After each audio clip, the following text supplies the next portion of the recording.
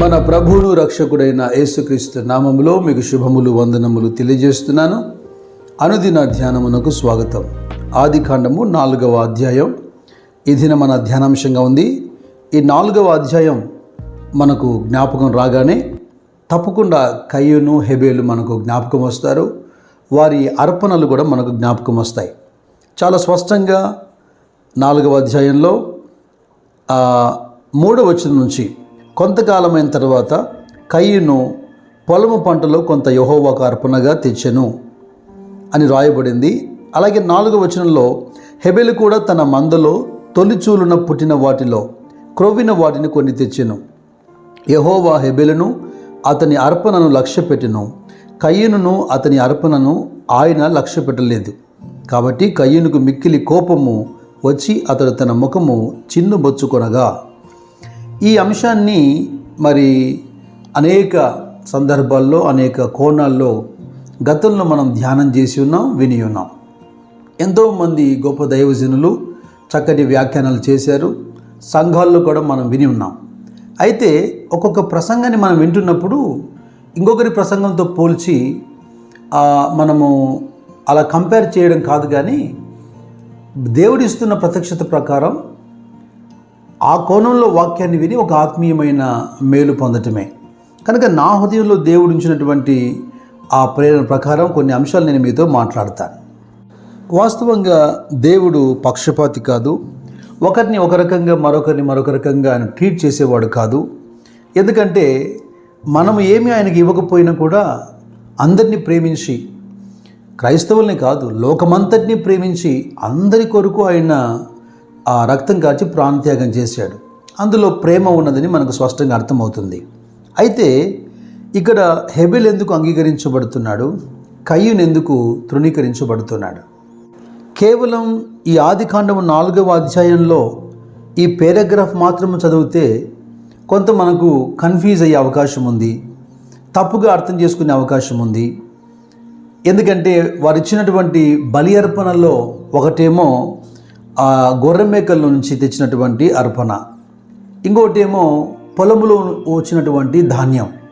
కనుక ధాన్యాన్ని తృణీకరించి లేదా ఈ మాంసాహార సంబంధమైనటువంటి బలి అర్పణను, రక్త సంబంధమైన బలి అర్పణను మాత్రమే అంగీకరించాడేమో అని కన్ఫ్యూజ్ అయ్యే అవకాశం కూడా ఉంది. అందుకే హెబ్రీ గ్రంథకర్త చాలా స్పష్టంగా 11వ అధ్యాయంలో 4వ వచనంలో రాస్తున్నాడు, విశ్వాసమును బట్టి హెబెలు కయ్యూను కంటే శ్రేష్టమైన బలి దేవునికి అర్పించెను.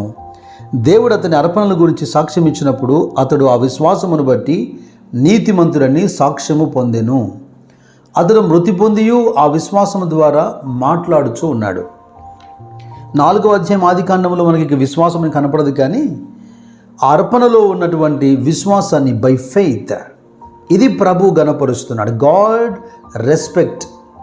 దేవుడు మొదటగా హెబెలును అంగీకరించాడు, ఆ తర్వాత హెబెలు యొక్క అర్పణను అంగీకరించాడు. ఇక్కడ కయ్యూనును ఆయన తృణీకరించాడు, ఆటోమేటిక్గా అతని అర్పణ కూడా తృణీకరించబడుతుంది. కారణం ఏంటంటే హెబెలు అర్పణలో విశ్వాసం కనబడుతుంది, కయ్యూను అర్పణలో ఆ విశ్వాసం ఎక్కడ మనకు కనబడలేదు. మనము దేవుని పట్ల భయభక్తులు కలిగి ఓ మంచి మనసాక్షి కలిగి ఉన్నప్పుడు ఎవరో మనకు బోధించాల్సిన అవసరం లేదు. ఎందుకంటే యోహాను భక్తుడు కూడా తన పత్రికలో ఒక మాట రాస్తాడు, ఎవరు మీకు బోధించిన అవసరం లేదు, అభిషేకం మీ మీద ఉన్నది కనుక సమస్తము ఆ అభిషేకమే మీకు బోధిస్తుంది అన్నట్టుగా. పలాని అర్పణ దేవునికి ఇంపైనది, శ్రేష్టమైనదని ఎవరు చెప్పారు? ఇక ప్రారంభ దినాల్లో మనం ఉన్నాం, ధర్మశాస్త్రం ఇంకా ఇవ్వబడలేదు, లేవియా కాండములో ఉన్న సంగతులు ఇంకా తెలియదు. కానీ అతని మంచి మనస్సు అతన్ని ఎటువంటి అనుభవంలోకి నడిపించిందో నేను మీతో మాట్లాడతాను. లేవియా కాండంలో చూడండి, 3వ అధ్యాయంలో 6వ వచనం నుంచి మనం గమనిస్తే, యెహోవాకు సమాధాన బలిగా ఒకడు అర్పించినది గొర్రెం మేకల్లోనిది అయిన ఎడల అది మగదే కానీ ఆడుదే కానీ నిర్దోషమైన దాన్ని తీసుకొని రావలేను. అతడు అర్పించు అర్పణము గొర్రెపిల్ల అయిన ఎడల యెహోవా సన్నిధికి దాన్ని తీసుకొని రావలేను. తాను అర్పించు దాని తల మీద అతడు తన చేయి ఉంచి ప్రత్యక్ష గుడారం ఎదుట దాన్ని వధింపవలెను. అహరోను కుమారులు బలిపీఠం చుట్టూ దాని రక్తమును ప్రోక్షింపవలెను. ఇజ్రాయేల్ ప్రజలకు దేవుడు ఆయా కాలాల్లో దేవునికి అర్పించవలసినటువంటి బలి అర్పణ విషయాల్లో దేవుడే బోధ చేశాడు. అందులో రకరకాల అర్పణలు ఉన్నాయి. నైవేద్యం ఉంది, లేదా కృతజ్ఞత అర్పణ ఉంది, ధాన్యము ద్రాక్షరసం ఉంది. కానీ మొట్టమొదటి sacrifice, the first sacrifice in the Bible was an Animal.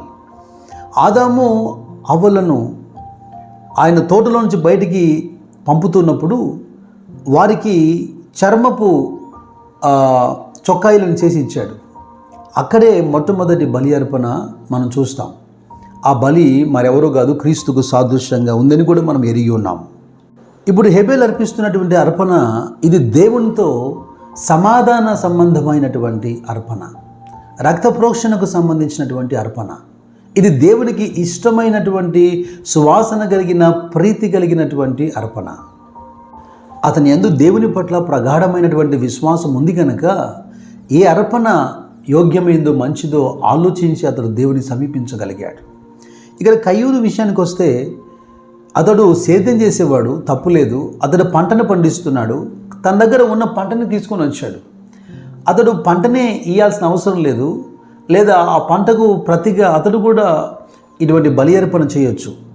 అంటే లోతుగా ఎక్కువగా ఆలోచించకుండా ఏదో ఇవ్వాలి, ఉన్నదే ఇస్తున్నాను అని ఒక నెగ్లిజెన్స్ మనకు కనపడుతుంది అక్కడ.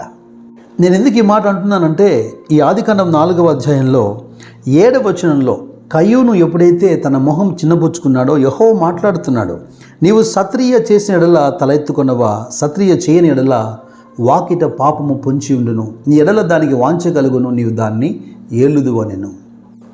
ఆయన కేవలము బలినే కోరువాడు కాదని చాలా స్పష్టంగా మనకు తెలుసు.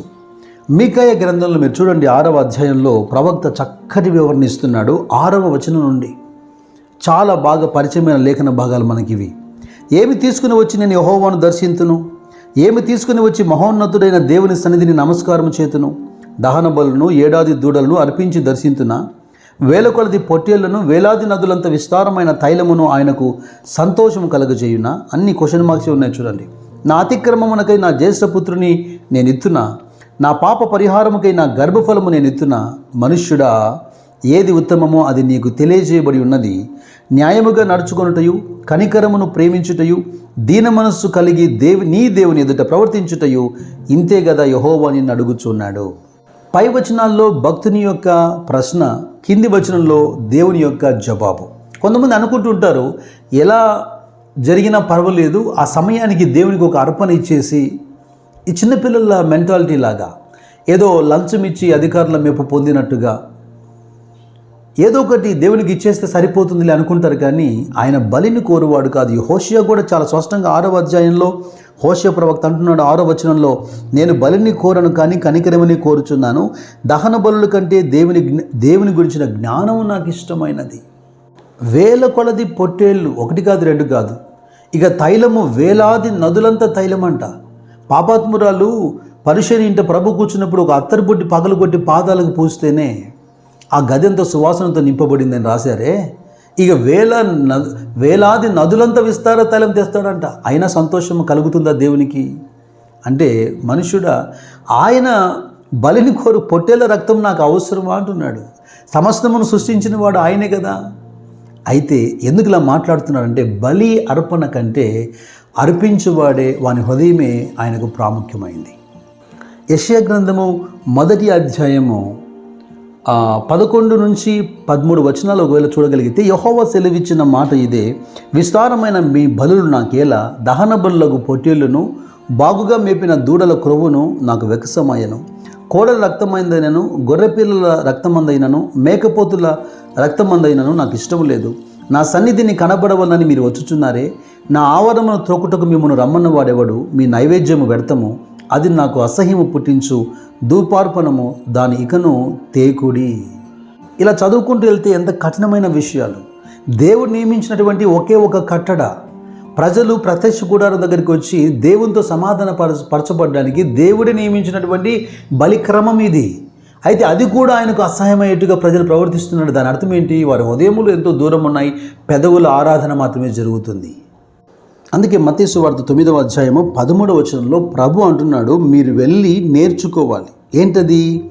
ఆయన ఆ మాట విని రోగులకే కానీ ఆరోగ్యం గల వారికి వైద్యులు అక్కర్లేదు కదా. 12వ వచనంలో. 13లో అయితే నేను పాపులను పిలువవచ్చి తిని కానీ నీతిమంతులను పిలువరాలేదు కనుక కనికరమునే కోరుచున్నాను కానీ బలిని కోరను అను వాక్య భావమేమిటో మీరు వెళ్ళి నేర్చుకునుడని చెప్పాను. నా ప్రియ సహోదరి సహోదరులారా, ఈరోజు మనం నేర్చుకోవాలి. మనము ఆదివారపు మందిరంకి వెళ్ళినప్పుడు అర్పణలు అర్పిస్తుంటాం, కృతజ్ఞత అర్పణలు అర్పిస్తుంటాం, స్పెషల్ అకేషన్స్లో లేదా బర్త్డేస్లో, మ్యారేజ్ డేస్లో ఎన్నో అర్పణలు దేవునికి అర్పిస్తుంటాం. అర్పణ ప్రాముఖ్యమైనదే, కానీ అర్పణ కంటే కూడా ఆ అర్పణ యోగ్యముగా ఉండాలి అంటే, అది అంగీకరించబడాలి అంటే అంతకంటే ముందుగా అర్పిస్తున్న నీవు ప్రాముఖ్యం. మరింత స్పష్టత నేను ముగింపులో మీకు ఇస్తాను. హెబ్రీ పత్రికలో మీరు చూడండి, 10వ అధ్యాయంలో క్రీస్తుకు సంబంధించిన అంశాలు కొన్ని రాయబడుతున్నాయి. హెబ్రీ పత్రిక 10వ అధ్యాయము 5 నుంచి 10 వచనాలు మనం చదవాలి. కాబట్టి ఆయన ఈ లోకమందు ప్రవేశించినప్పుడు ఇలాగూ చెప్పుచున్నాడు, బలియు అర్పణయు నీవు కోరలేదు, కానీ నాకొక శరీరమును అమర్చితివి. పూర్ణ హోమములను పాప పరిహారార్థ బలులను నీకు ఇష్టమైనవి కావు. అప్పుడు నేను గ్రంథపు చుట్టలో నన్ను గూర్చి వ్రాయబడిన ప్రకారం, దేవా నీ చిత్తం నెరవేర్చుటకు ఇదిగో నేను వచ్చి ఉన్నానంటిని. బలులు, అర్పణలు, పూర్ణ హోమములు, పాప పరిహారార్థ బలును నీవు కోరలేదనియు అవి నీకు ఇష్టమైనవి కావనియు పైన చెప్పిన తర్వాత ఆయన నీ చిత్తం నెరవేర్చుటకు ఇదిగో నేను వచ్చి ఉన్నానని చెప్పుచున్నాడు. ఇవన్నీ ధర్మశాస్త్రం చొప్పున అర్పింపబడుచున్నవి. ఆ రెండవ దాన్ని స్థిరపరచుటకు మొదటి దాన్ని కొట్టివేయుచున్నాడు. 10వ వచనం కూడా చాలా ప్రాముఖ్యమైంది. యేసుక్రీస్తు యొక్క శరీరం ఒక్కసారి అర్పింపబడ్డ చేత ఆ చిత్తమును బట్టి మనము పరిశుద్ధపరచబడి ఉన్నాము. ప్రభువు గురించిన ప్రవచనం ఇది. ఈ లోకంలోకి వస్తున్నప్పుడు ఆయన అంటున్నాడు, నువ్వు బలిని అర్పణను కోరడం లేదు. అంటే గతంలో జరిగిన బలి అర్పణల ద్వారా కాదు ఇప్పుడు ప్రాయశ్చిత్తం కలుగుతున్నది. కనుక బలి అర్పణ కంటే కూడా నువ్వు నాకు శరీరం ఇచ్చావు నాకు అంటున్నాడు. ఇప్పుడు ఈ శరీరమే అర్పణగా మార్చబడాలి. అలా కోడెల రక్తమో పొట్టెల రక్తమో కాకుండా, బలి కాకుండా తన శరీరాన్ని అర్పించాడు. ఆయన అంగీకరించబడ్డాడు కనుక ఇప్పుడు ఆయన రక్తం ద్వారా మనం అందరం పరిశుద్ధపరచబడుతూ ఉన్నాం.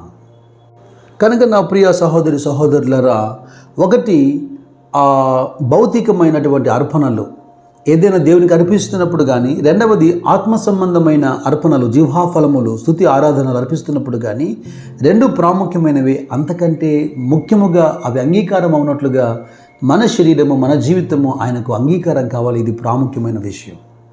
అటువంటి మెండైన కృప దేవుడు మీకు దయచేయునుగాక. God bless you. God bless you.